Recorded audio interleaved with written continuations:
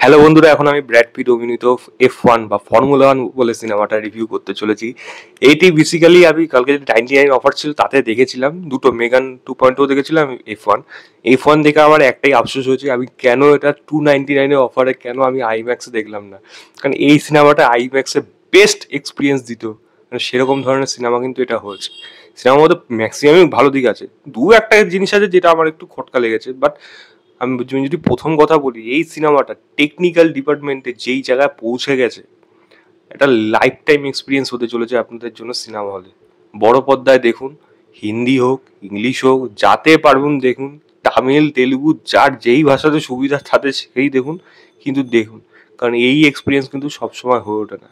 Brad পিটের ক্যারেক্টারটা, গল্প ছোট করে বলি, ব্র্যাড পিটের ক্যারেক্টারটা যে 30 বছর আগে একটা অ্যাক্সিডেন্টে যে একজন বড় ড্রাইভার ছিল এবং তার কিন্তু কেরিয়ার শেষ হয়ে যায়, এবং সেখান থেকে সে তার নিজের লাইফস্টাইল সাধারণ মানুষের মতো চলতে থাকে। তার কাছে 30 বছর পর এক বন্ধু আসে যে তার নিজের কোম্পানিকে বাঁচানোর জন্য তার এই বন্ধুকে হায়ার করতে চায়।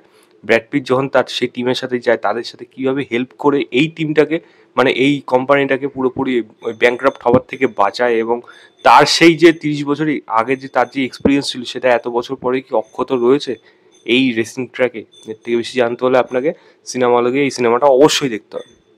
প্রথম পজিটিভ দিক হলো সিনেমাটার টেকনিক্যাল ডিপার্টমেন্ট, সেখানে ক্যামেরার কাজ, এডিট, সাউন্ডের কাজ, এই তিনটে ডিপার্টমেন্ট এই সিনেমাটা নেক্সট লেভেলে পৌঁছে গেছে। যেই এক্সপিরিয়েন্সটা দেবে ওই ট্র্যাকের মধ্যে, ওই হুইলসের পাশ দিয়ে মনে হবে আপনি চালাচ্ছেন, এবং সেটাকে যেরকমভাবে তুলে ধরেছে সিনেমার মধ্যে, আউটস্ট্যান্ডিং। মানে ওটা শব্দ দিয়ে প্রকাশ করে বোঝা যাবে না। হ্যান্স জিমারে যে মিউজিক দিয়েছে এখানে, মানে কি লেভেলে গেছে, মানে কি লেভেলে ভাইরাল হবে এই মিউজিকটা, আমি সেটাই ভাবছি। কিন্তু এটা সিনেমা হলে না রীতিমতো আপনাকে ওই চাঙ্গা তুলে দেবে, চল এরকম একটা ব্যাপার চলে আসবে। সেই সিনেমার মধ্যে যে সাপোর্টিং ক্যারেক্টারগুলো আছে তারা রেস জিতলে যেরকম এক্সপিরিয়েন্স করছে, আপনারও কিন্তু সেটাই মনে হবে। ভর্তি হলের মধ্যে দেখুন, মানে আমি তো সেরকমভাবে দেখেছি, রীতিমতো চিৎকার হয়েছে, রীতিমতো ওই ক্লাইম্যাক্সে ওই যে আধ ঘন্টা, সেখানে যেরকম ভাবে এডিট, যেরকম ভাবে কাজ হয়েছে, আর যেরকম ভাবে সেখানে সাউন্ডের কাজ, আউটস্ট্যান্ডিং। পারফরমেন্সও যদি বলি, ব্র্যাড পিটকে দেখে বোঝা যায়নি মানুষটা সিনিয়র সিটিজেন ক্যাটাগরির মধ্যে পড়ে। 61 বছরের বয়স, কেউ বলবে? সেই অ্যাটিটিউড, সেই বডি ল্যাঙ্গুয়েজ পুরোপুরি সে বজায় রেখেছে, তাকে দারুণ লেগেছে, হ্যান্ডসাম লেগেছে, এবং তার সাথে তার পারফরমেন্সও সেখানে ততটাই ভালো।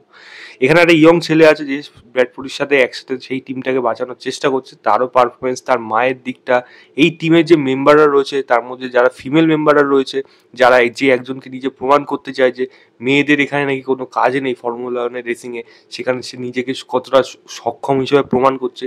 ছোটোখাটো জায়গা যে টেকনিক্যাল, মানে আপনি এই ফর্মুলা ওয়ান যদি দেখে থাকেন কখনো, টেন স্পোর্টসে এইগুলো হতো তখন, এখনো হয় হয়তো, তবে আমি আমি যখন দেখেছিলাম দেখতাম তারা এসে বারবার মানে মানে হুইল চেঞ্জ করতো, কোনো কিছু আপগ্রেড করে দিত, সেগুলো ভালো করতো। সেই জিনিস জায়গাগুলো দেখবেন, যদি দেখে থাকেন তাহলে নিখুঁতভাবে এই সিনেমাটার মধ্যে সেইগুলোকে রাখা হয়েছে। আউটস্ট্যান্ডিং এক্সপিরিয়েন্স, মানে সেগুলো জাস্ট সাউন্ডের সাথে একটা আছে বোধহয় 2 সেকেন্ড 90 মিলি সেকেন্ডের মধ্যে একটা চেঞ্জ করবে, ওই জায়গাটা যেরকমভাবে এডিট করেছে, আর দারুণ যেরকম এক্সপ্রেশন আছে, ফাটাফাটি ওইগুলো।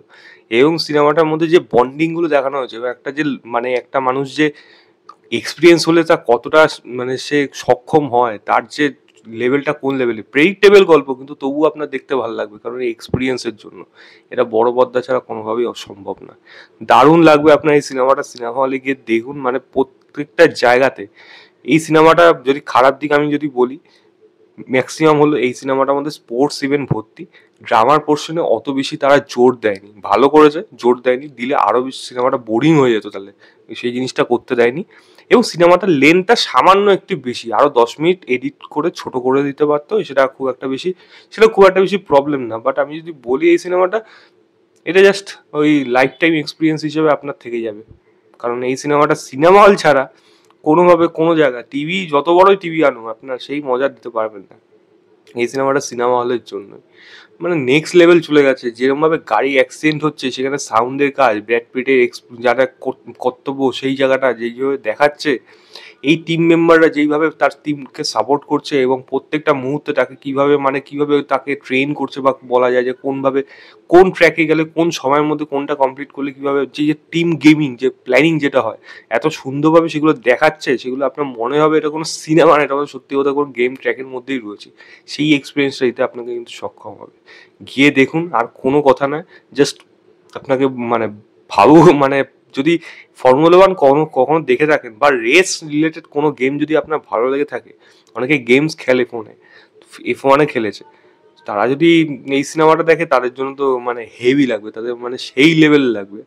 মানে যেরকম এডিট, টেকনিক্যাল ডিপার্টমেন্ট, মানে ক্যামেরার কাজ এবার মুভ করছে, ক্যামেরা ট্র্যাকের মধ্যে যেভাবে রয়েছে, ফেসিয়াল এক্সপ্রেশন নিচ্ছে, সঙ্গে এখানে এডিট যেভাবে খাট করে এডিট করা হচ্ছে জায়গাগুলো, এবং তার সাথে মিউজিক নেক্সট লেভেল চলে গেছে। আমি ম্যাক্সিমাম সিনেমাটাকে, ম্যাক্সিমাম না মিনিমাম বলবো না, তবে সিনেমাটা আপনার কাছে 4 স্টার পাবে আউট অফ 5, কারণ এটা লাইফ টাইম এক্সপিরিয়েন্স হিসেবে সিনেমা দেখার জন্য। তো এই ছিল আমার ওভারঅল রিভিউ F1 বলে সিনেমাটা। গিয়ে দেখুন, দেখে জানাবেন আপনাদের কেমন লেগেছে। ভিডিওটা ভালো লাগলে লাইক, শেয়ার, চ্যানেলটাকে অবশ্যই সাবস্ক্রাইব করে দেবেন। বাই।